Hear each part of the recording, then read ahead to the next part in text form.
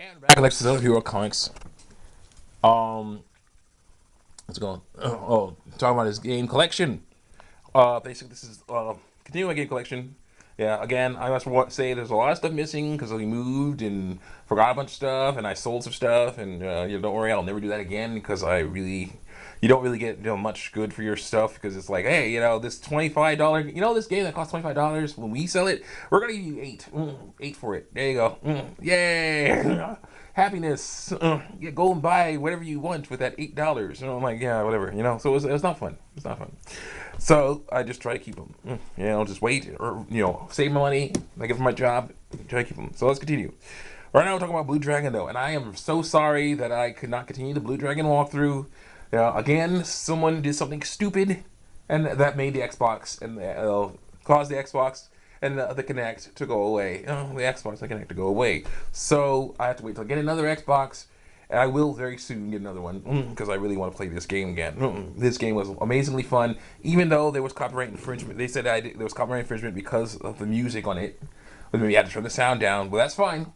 That's fine because then it's not copyright infringement anymore. And I can continue giving you awesome videos and showing off all this cool game here. Now, this is a launch title for the Xbox 360, and it shows off the graphics of the Xbox 360 like nobody's business. And someday I look forward to getting a computer that I can put a capture card in and just totally just representing for real, showing off the beauty of this awesome game with these cute little characters in it. I heard this was one of the last games Akira Toriyama helped make. My brother he likes the anime, so he knows a lot about that stuff, and it's very very interesting. It's a little weird that they'll let these 5-year-olds run around with these giant creatures, shadow creatures, but still, I'm okay with that because it's cool. Uh, Very interesting, and of course, as soon as I get an Xbox, I will start playing this again. It'll be so great. It was a lot of fun. It was very simple control. Definitely not the most in-depth controls, but still pretty cool. And I look forward to playing again, and got it for like $9, so it was really cool. So yeah, very nice. So I'm gonna play it as soon as I can. So yeah, also because it's the Xbox, but it's an Xbox. PlayStations have, at least the early ones had memory cards, which are one of the coolest things ever. But because you could basically, if you lost PlayStation and you still had the memory card, you could just plug it into another PlayStation and it might work. I don't know, probably would work, right? But unfortunately, Xboxes and things like that, newer systems do not have memory cards. They have a hard drive, and it's really hard to keep that if someone decides to do something stupid and make it go away, steal it and make it go, so it's stupid. Then there's Beautiful Joe number one. Beautiful Joe number one on GameCube is was is annoying. Was annoying. Was a kind of fun game. Very silly and interesting, but annoying. Cost $9. That's fine. But it was annoying though, because it's just so hard and just kept on getting on my nerves. Repeated deaths and all kind of stuff. And then I see stuff that I like better, so I'm like, I'm gonna play something else. So then I decided, okay, I'm gonna play something else. Simple as that. So I'm playing that. So basically, I don't know if I'm gonna play this anymore. I may. Well, I don't think so. No. No. There's just so much out there now. I really want to play other stuff. Yeah, though, it was kind of interesting to see basically a game that combined Power Rangers and Matrixness and stuff like that. It was really cool to see that. Though Power Rangers does do that. Power Rangers does do that more often nowadays, which is great. But yeah, it's nice to see some Power Rangersness in a game that was not so cheesy. And stuff. They need to work on that. I like to see now that Namco Bandai. Guess who makes Tekken games?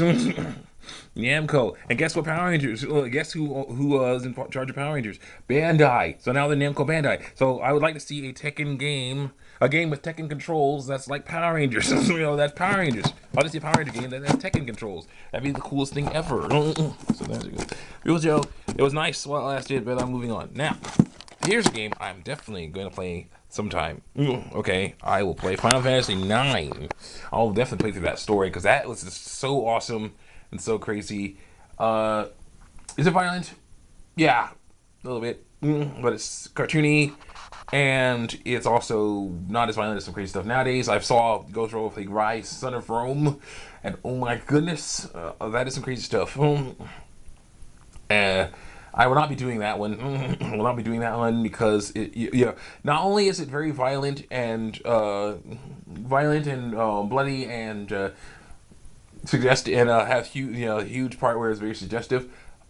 There was it's tied in. It's not like Skyrim where you can basically be like, okay, I want to. You can basically like, okay, I don't want to actually cut anybody, so I'm gonna get stick with maces and hammers, so that I hit them and they'll fall over and they won't be cut. You know, they won't cause horrible things to happen to them because they won't be cut. You know, in this game you only have your gladius.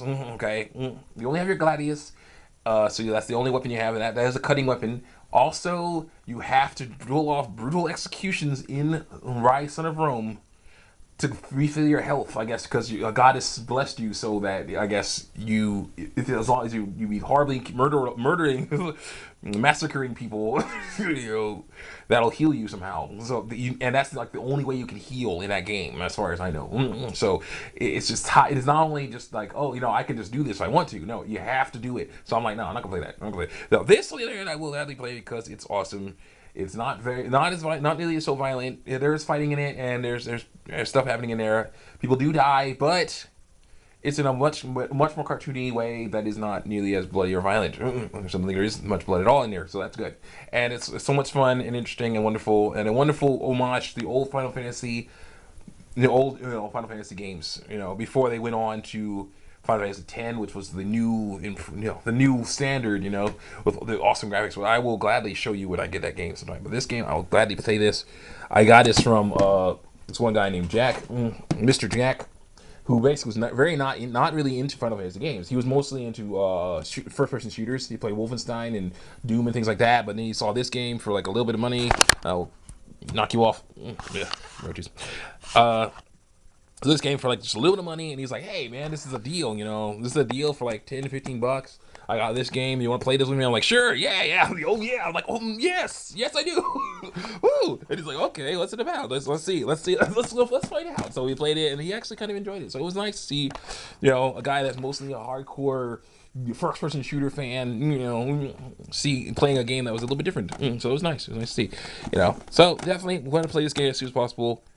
Well, maybe after I do Tomb Raider, because I'm trying to stick, focus here. I'm trying to focus, make sure I get things done. Because I do too much, and it's like, I gotta drop something. So I don't want to mess around and drop anything. So I'm totally going to do this after I beat Tomb Raider. I don't know when that is. After I beat Tomb Raider, it's gonna be great. So I'll see you next. Not see you next time. It's not even those time. So yeah, definitely playing this as soon as possible. It's gonna be great. It's gonna be awesome. Now, this game here, this is not a game. This is a PC game here. This is Syberia 2. Now, Syberia 2. It's kind of interesting.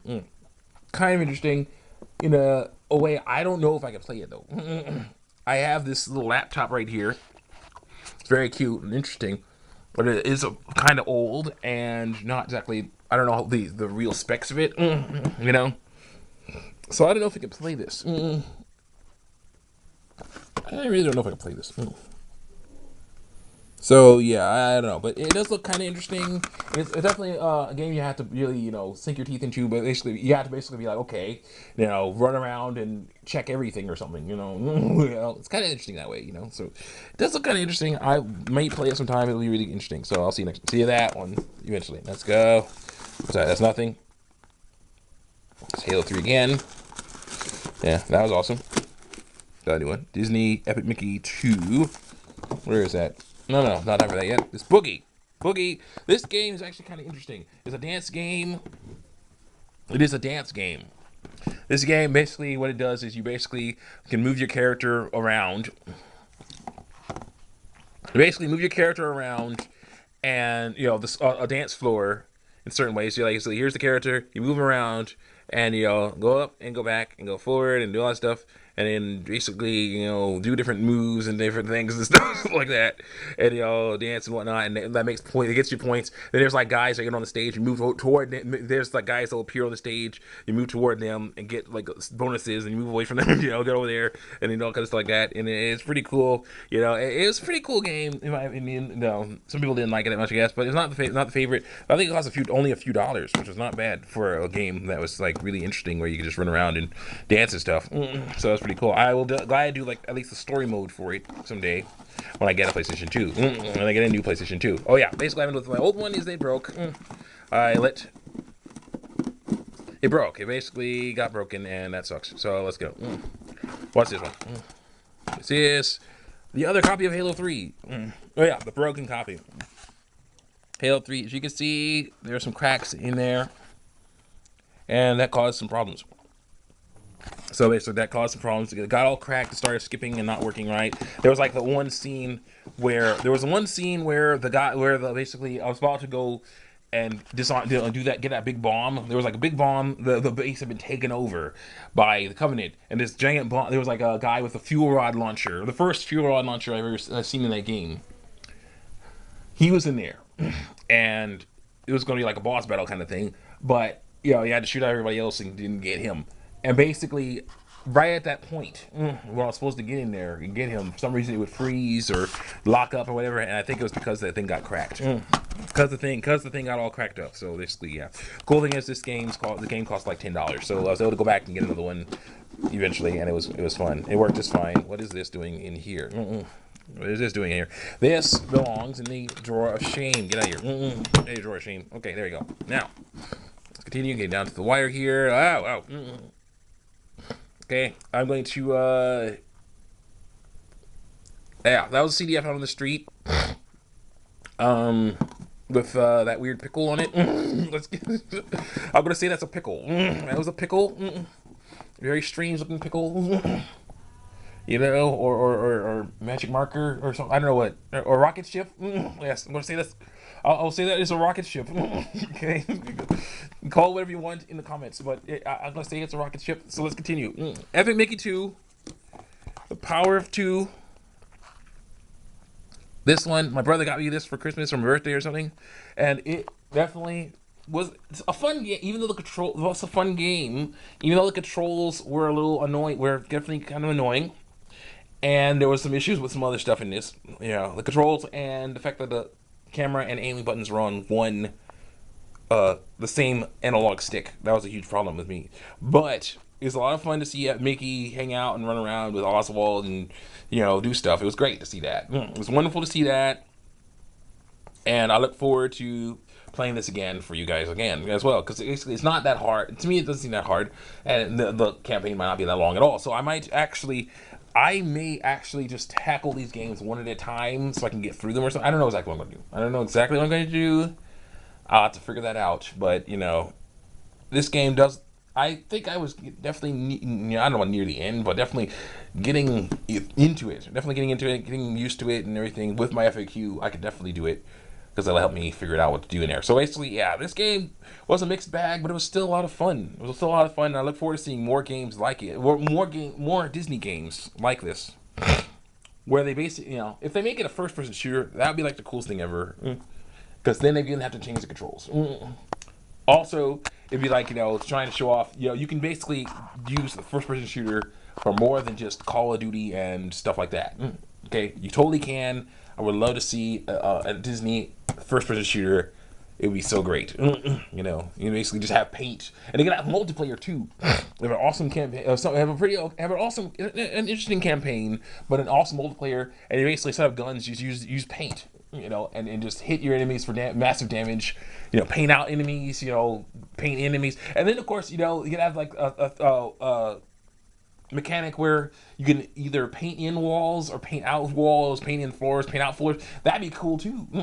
You know, you can change the environment just by paint, you know, using paint or thinner. That'd be so cool in first person. That'd be great. That'd be great. So I look forward to playing this eventually. It'd be so great to play this. Definitely going to play it as soon as I can. Let's see, and of course, I think our last, well, not the last one, but one of the ones that I am totally, you know, that was definitely, let's see, I definitely not underrated. I definitely did not give the attention it needed to, and I will when I get my new Xbox. Is Final Fantasy 13. Okay, this run here showed off, you know, was one of the coolest games ever, and definitely a wonderful game showing off that female characters do not have to be scantily clad and have giant boobs to be awesome. Okay, full grown female characters. Anyway, this is Lightning right here. She's one of my favorite Final Fantasy girls. And just is like no prisoners, and just is like nah. You know, she's awesome and wonderful and interesting. You know, they may be using her a little too heavily, but that's okay. I'll live with that. And hopefully they'll work on, you know, making things better for everybody, and, you know, getting more of the other characters in there, including one of my favorite black dudes. in Final Fantasy history. I think my favorite like dude in Final Fantasy history, Saz over here.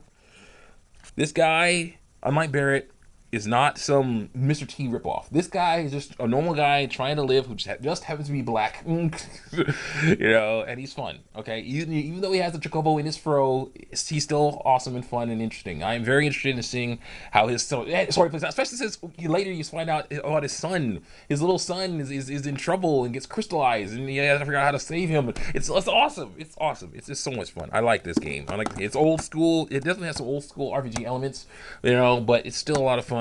And I'm totally gonna play this eventually.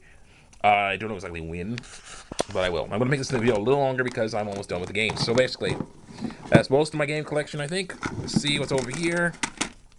That's Tony Hawk's Pro Skater. See, there's a game I could play. Yeah. They don't really have many Tony Hawk. You know, there's not many games out there now that's like skateboarding now. Yeah, but I'm totally gonna play that. And of course, Unreal Tournament 3. There's another game that one of my roommates decided to leave. You know, didn't want anymore, so I decided to leave it with me. And definitely would like to play this game. It looks pretty violent, but I could probably, you know, mute, and of course a lot of cussing, so I probably can mute that and, you know, mess around with it, because it looks awesome too, though. I don't know. I'll have to see.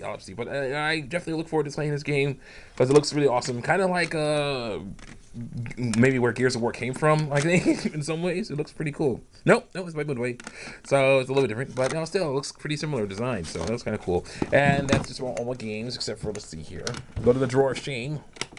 The drawer of shame is because I don't know what. Well, it's for extra stuff. Drawer of shame has much stuff. This is Yoshi's Island. I don't know if this one works though. That's the problem. So that's kind of why it's in the drawer of shame. You got a bunch of different games and things in here that may or may not work so well. You know. And unfortunately have my poor T180 that doesn't work. Want to work right anymore. My SanDisk and a bunch of other things like that. Yeah, I'll talk about that later in the drawer of shame. So let's see here. What else is in this drawer? That's some videos. Junk drawer. Oh. Okay, so I guess we're gonna do another one. So I'll see you on the next episode of Hero. Oh my gosh, on the next episode of Hero Got talking about his game collection, because it turned out I have a few more games.